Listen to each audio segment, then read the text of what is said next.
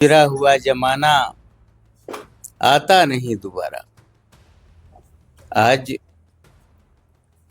सिवान आके मन भाव विभोर हो चुका है। एक दौर था कि मैं सिवान की सड़कों पर पिताजी का हाथ थामे पैदल चल रहा था। आज सिवान की गलियां मुझे उस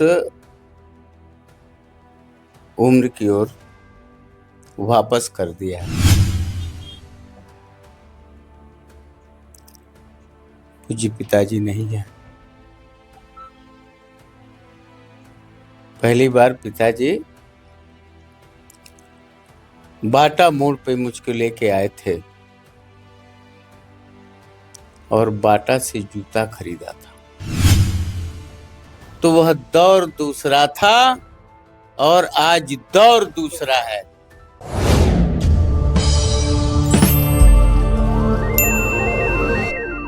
नमस्कार, द देसी अड्डा पर आपका स्वागत है। मैं हूं राकेश तिवारी। देखिए, आज हमारे साथ बैठे हैं बिहार सरकार के मंत्री, पशु मत्स्य संसाधन मंत्री नंद किशोर राम जी।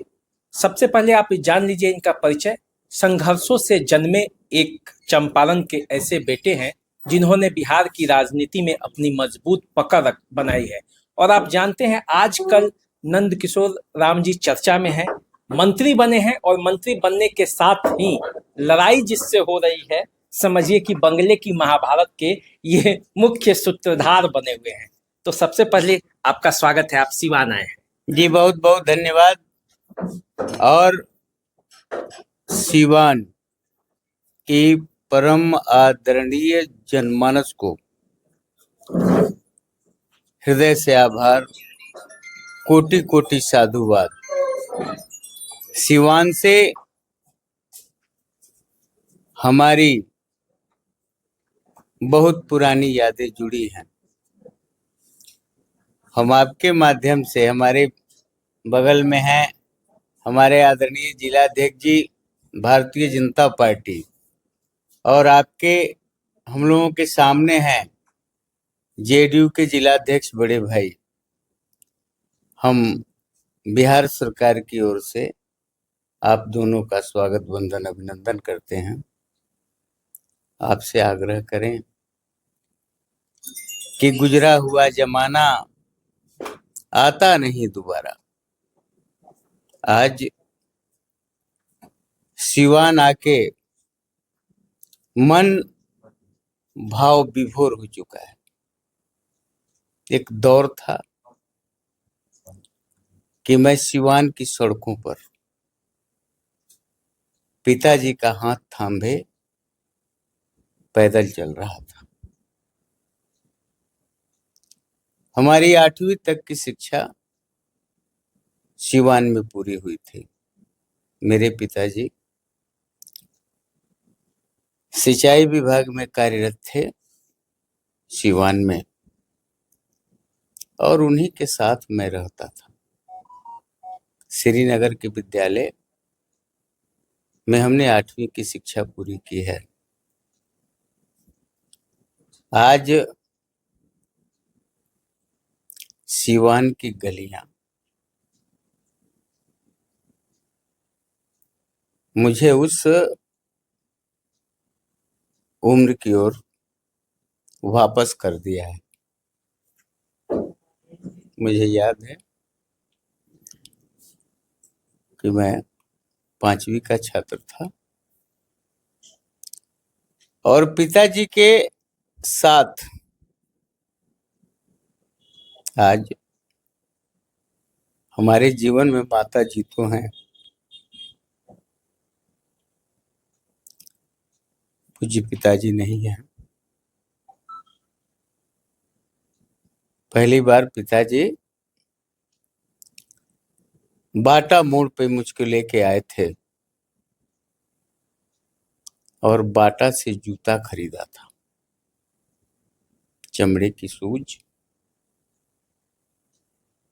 तो मेरा सिवान का एक एक रास्ता, एक एक सड़क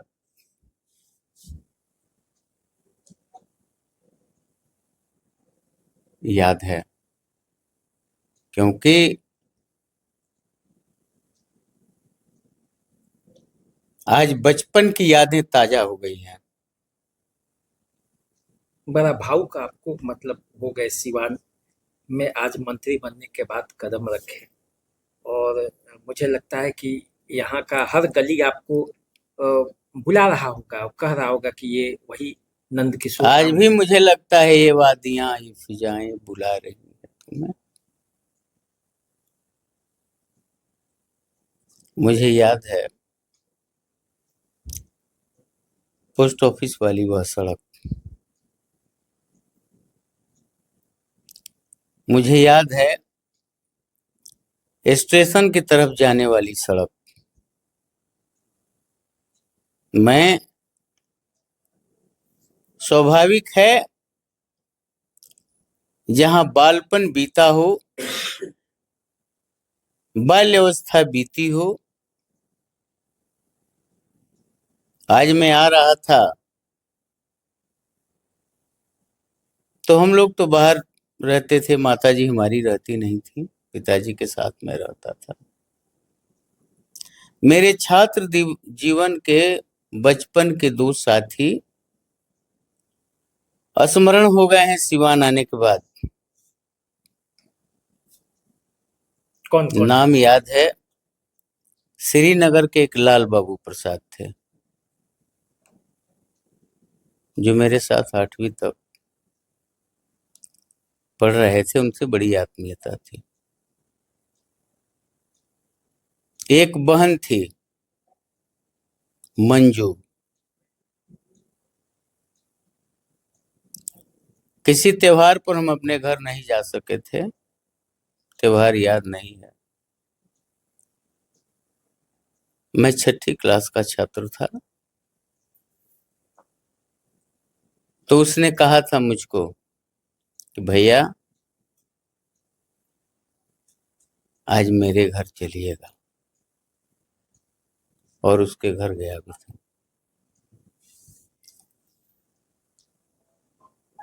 काश वह गुजरा हुआ जमाना लौटा था। तो पहले के सिवान जो आपने बिताया, बड़े भावुक हो गए हैं आप सिवान को याद करके, क्योंकि निश्चित रूप से यदि कोई नौजवान, कोई छात्र जिस धरती पर पढ़ता है, अपने करियर को आगे बढ़ता है, और जब मंत्री बनकर आता है तो उस धरती को प्रणाम करता है, उस धरती को नमन करता है। वैसे में भी ये धरती जो है वो राजेंद्र बाबू की धरती है। तो तब के सिवान और अब के सिवान में क्या अंतर पाया? देखिए, हम लोग जब छात्र थे तो प्यारा प्यारा सिवान था। सिवान में जो हमने सद्भाव देखा, 8वीं क्लास के बाद पिताजी की स्थानांतरण हो गई थी और मैं उनके साथ चला गया था। लेकिन जब हम लोग बाल्यावस्था में थे, बहुत समझने की क्षमता नहीं थी, लेकिन सिवान में जो प्रेम था, भाईचारा था, आपसी सौहार्द था, बीच में बिगड़ा। क्योंकि हम लोगों का छात्र जीवन था तो सरकार दूसरी थी, बीच में सिवान का विभत्स रूप सुना, देखा तो नहीं, सुना। और जब मैं छात्र था तो वह दौर दूसरा था और आज दौर दूसरा है, ये अंतर है। तो आज का दौर क्या है? आज का दौर समरसता का दौर है, समता का दौर है, भाईचारा का दौर है, सहिष्णुता का दौर है। आज का दौर प्रेम से जीना सिखाता है और हम एनडीए गठबंधन के लोगों ने यह निर्णय लिया है, दीप से दीप जलाते चलो, प्रेम की गंगा बहाते चलो।